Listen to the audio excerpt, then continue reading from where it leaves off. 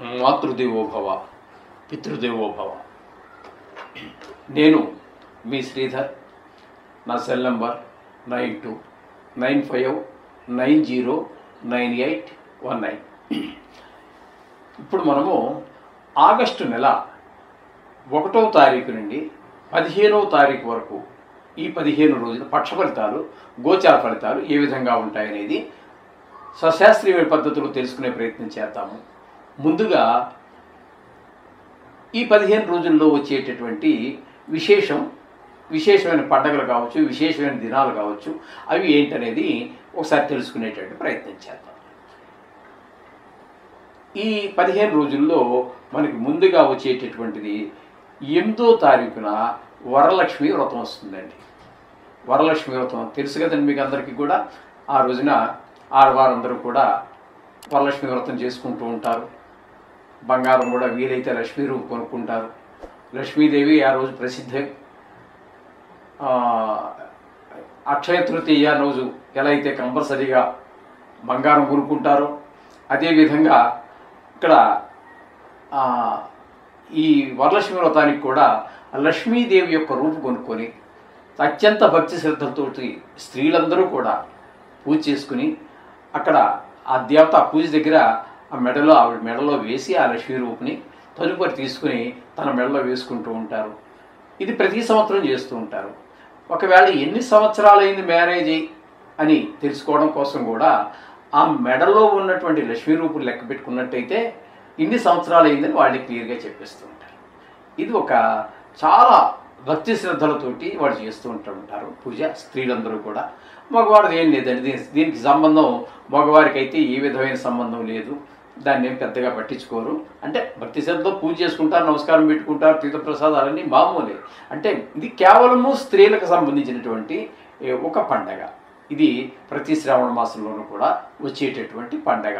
ఇకపోతే 9వ రోజున రాఖీ పూర్ణిమ అని చెప్పేసి ఆడపిల్లలందరూ కూడా మగపిల్లవాళ్లకు అన్నగా భావించి చేతులకి కంకణం కడతారు.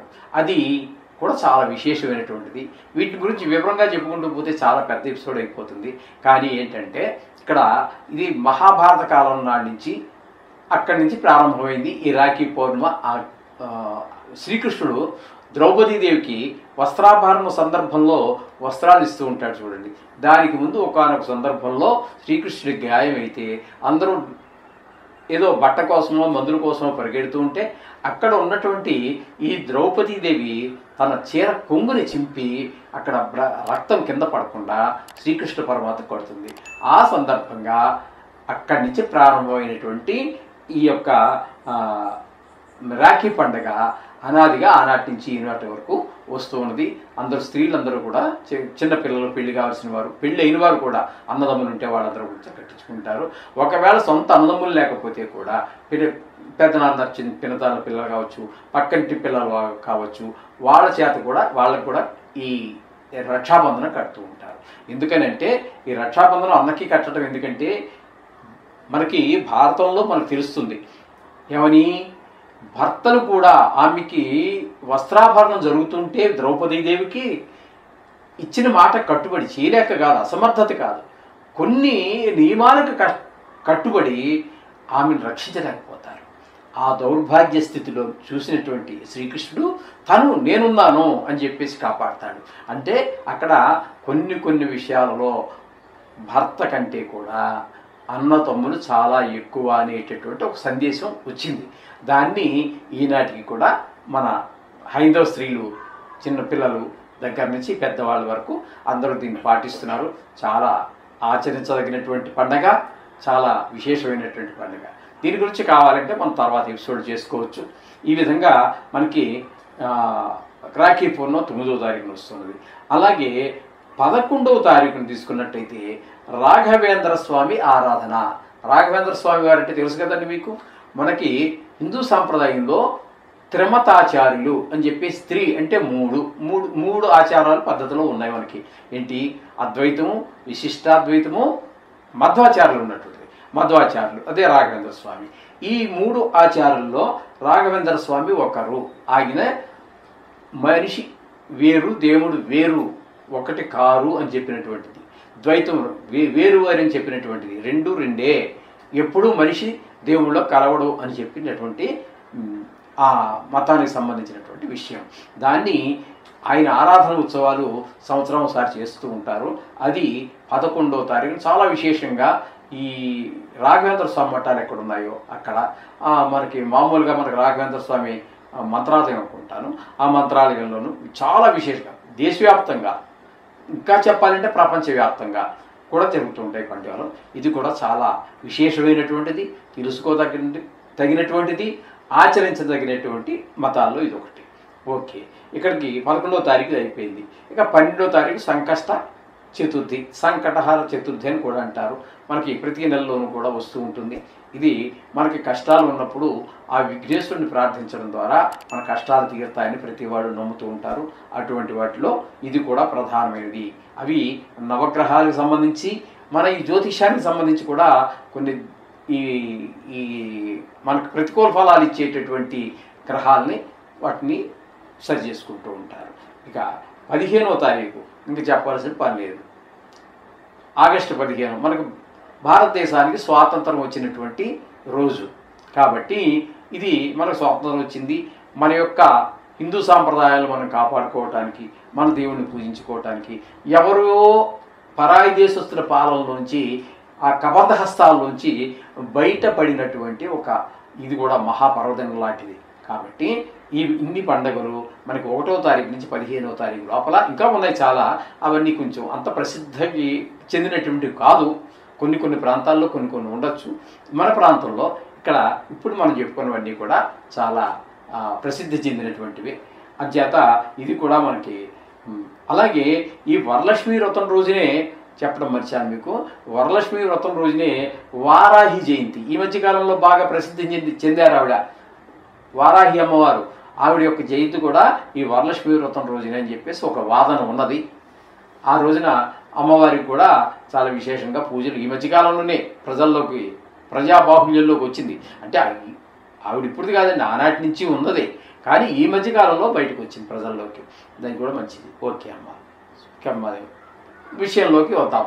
మీనరాశి వారికి ఆగస్టు 1 నుండి ఆగస్టు 15 వరకు ఈ 15 రోజులు గోచార ఫలితాలు ఏ విధంగా ఉన్నాయి అనేది సశాస్త్రీయమైన పద్ధతిలో తెలుసుకునే ప్రయత్నం చేద్దాము. ఇక్కడ జన్మంలోనే శని యొక్క సంచారం జరుగుతోంది. అయితే వక్రించి వ్యయ స్థానంలోకి వెళ్ళారు. ఆయన వ్యయ స్థానంలోకి వెళ్ళినా జన్మంలో ఉన్నా కూడా ఏలినాటి శని ప్రభావమే ఉంటుంది. అంటే ఇది ఏలినాటి శని ప్రభావం అంటే ఇక్కడ 2.5 మొత్తం 7.5 సంవత్సరాలు. కానీ ఇక్కడ మనం ప్రస్తుతం చెప్పుకోవాల్సిన జన్మంలో ఉన్నారు కాబట్టి మొత్తం శరీరానికి సంబంధించి గాయాలు, రోగాలు వీటిని ప్రప్రథమంగా చెప్పుకోవాలి. అలాగే కొంత ప్రవర్తన విషయంలో కూడా చెడువైపు ఎక్కువగా ఆకర్షించబడటం. శని జన్మంలోనే ఉన్నాడు కాబట్టి ఏ పని చేయాలన్నా చక్కని చేయకుండా రేపు చేద్దాంలే, చూద్దాంలే, రేపు చేద్దాంలే, ఎల్లుండి చేద్దాంలే, ఇలా వాయిదాలు వేసుకుంటూ జరిగిపోవడం జరుగుతూ ఉంటుంది. ఈ విధమైన ప్రభావం అంతా కూడా ఆయన మందగమనుడు కదా, శనీశ్వరుడు అంటే మిరగా నడిచేటటువంటి వాడు. ఆ లక్షణాలన్నీ కూడా మన ప్రవర్తనలో కనబడుతుంటాయి. బద్ధకం అంతా చెడు అలవాటు ఇంకోటి లేదండి. ఎందుకంటే ఏ పని అవ్వదు, అది చాలా మంచిది. దాన్ని ఎంత విడిస్తే మన జీవితం అంత ముందుకు వెళ్తూ ఉంటుంది. ఇక్కడ శనీశ్వరుడు కాబట్టి ఆ విధమైనటువంటి అంత అలసత్వం, బద్ధకం ఇలా ఇవన్నీ ఏర్పడుతూ ఉంటాయి జన్మంలోనే శని కాబట్టి. ఇకపోతే చతుర్థ స్థానంలో శుక్రుడు, గురువు 2 గ్రహాల యొక్క సంచారం జరుగుతుంది. చతుర్థ స్థానంలో శుక్రుడు మాత్రం మంచి ఫలితాలను ఇస్తాడు. ఎందుకంటే దాన్ని సుఖస్థానం అని కూడా అంటాం కాబట్టి అమ్మగారి విషయంలో కానీ, ఆవిడ దీవులను లభించడం కానీ, ఆవిడ సేవ చేయటంలో కానీ, విద్య విషయంలో కానీ, భూమి విషయంలో కానీ, ఇంటి విషయంలో కానీ, వాహనం విషయంలో కానీ, మన స్వభావం విషయంలో కానీ, అన్ని విషయాల్లోనూ కూడా ఎన్ని సుఖాలు ఉన్నాయో అన్ని సుఖాలు అనుభవించడానికి మనకి అవకాశాన్ని కల్పిస్తాడు శుక్ర భగవానుడు. కాబట్టి ఇక్కడ ఈ షేర్ మార్కెట్లో పెట్టుబడి పెట్టేటటువంటి వారికి, సినిమా రంగంలో ఉన్నవారికి, టీవీ రంగంలో ఉన్నవారికి, ఈ సోషల్ మీడియాలో ఉన్నటువంటి వారికి కూడా అనుకూలమైనటువంటి ఫలితాలే శుక్ర భగవానుడు ఇస్తున్నాడు. అట్లాగే గురువు చతుర్థంలో అంత అనుకూలమైన ఫలితములను ఇవ్వజాలడు. ఇప్పుడు మనం ఏవైతే చెప్పుకున్నామో శుక్రుడు గురించి, తద్భిన్నమైనటువంటి విద్య విషయంలో, భూమి విషయంలో, గృహ విషయంలో, వాహనం విషయంలో, స్వభావ విషయంలో భిన్నమైనటువంటి మనకు అనుకూలమైన ఫలితాలు ఇవ్వజాలడండి గురువు. ఇకపోతే పంచమ స్థానంలో రవి యొక్క సంచారం జరుగుతోంది. పంచమ స్థానంలో రవి యొక్క సంచారం శుభ ఫలితములు ఇవ్వజాలదు. ముఖ్యంగా పిల్లల ఆరోగ్యం మీద, అలాగే వాళ్ళ బుద్ధి బలం మీద, అలాగే వాళ్ళు చెడు స్నేహాలు, ఆటల మీద ఎక్కువ దృష్టి పెట్టడం, గాయాలు తగిలించుకోవటం, ఈ విధమైనటువంటి ఫలితాలన్నీ కూడా రవి వలన ఏర్పడుతూ ఉన్నాయి పంచమ స్థానంలో రవి సంచారం వల్ల. ఇక బుధుడు కూడా పంచమ స్థానంలోనే ఉన్నాడు, కానీ 5వ తారీఖు వరకు ఆయన వక్రగతిని పొంది ఉన్నారు కాబట్టి 5 రోజులు 4వ స్థాన ఫలితాన్ని ఇస్తారు. అది కొంచెం ఆ 5 రోజులు మాత్రం అనుకూలంగా, అంటే విద్య, భూమి, గృహం, వాహనం వీటి విషయాల్లో అనుకూలించినప్పటికీ మిగతా 10 రోజులు మాత్రం అనుకూలమైన ఫలితములను ఇవ్వజాలరు. ఇకపోతే 6వ స్థానంలో కేతుగ్రహ సంచారం చాలా శుభప్రదమైన ఫలితాలు ఇస్తాడు. ఆరోగ్యం బాగుంటుంది. రుణము, అప్పులు ఏదైనా మీరు అప్పు కావాలని ప్రయత్నం చేస్తున్నారు, గృహం కొనుక్కోవడానికో, లేకపోతే స్థలాన్ని ఏర్పాటు చేసుకోవడానికో, లేకపోతే టీవీయో, కారో, మరొకటి, లేకపోతే పిల్లల ఉన్నత విద్య కోసమో ప్రయత్నం చేస్తున్నారు, తప్పకుండా మీకు ధన లభిస్తుంది. బ్యాంకు ద్వారా కావచ్చు, ప్రైవేట్ వ్యక్తులు కావచ్చు, మీకు ధన లోతు అయితే ఉండదు. ఆ లభించినటువంటి అప్పు వల్ల మీ యొక్క అవసరాలు కూడా అన్నీ సక్రమంగా తీరుతాయి. ఈ విధమైన ఫలితాలన్నీ 6వ స్థానంలో కేతుగ్రహ సంచారం వల్ల జరుగుతాయి. ఇకపోతే 7వ స్థానంలో కుజుని యొక్క సంచారం జరుగుతోందండి. 7వ స్థానంలో కుజుని యొక్క సంచారము భార్యాభర్తల మధ్యన, భాగస్వామ్యంలో వ్యాపారం, అంటే పార్ట్నర్షిప్లో వ్యాపారం చేసుకుంటున్నటువంటి వారి మధ్యన కొంచెం అభిప్రాయ భేదాలు వచ్చే అవకాశం ఉన్నది. కాబట్టి ఆ విషయాల్లో తగు జాగ్రత్తలన్నీ తీసుకుంటూ ఉండండి. భార్యతో మాట్లాడినా, మీ సాటి ఈ వ్యాపారంలో భాగస్వామితో మాట్లాడినా, ఎవరితో మాట్లాడినా కూడా తగు జాగ్రత్త తీసుకున్నట్టయితే మనం ఆ ఇబ్బందుల నుంచి మనం బయటపడే అవకాశం ఉంటుంది. అయితే మొత్తంగా మీనరాశి వారికి మనం చెప్పాలి అనుకుంటే శుక్రుడు అనుకూలంగా ఉన్నాడు, కేతువు అనుకూలంగా ఉన్నాడు, తప్పితే మిగతా గ్రహాలు ఏవి కూడా అనుకూలత లేవు.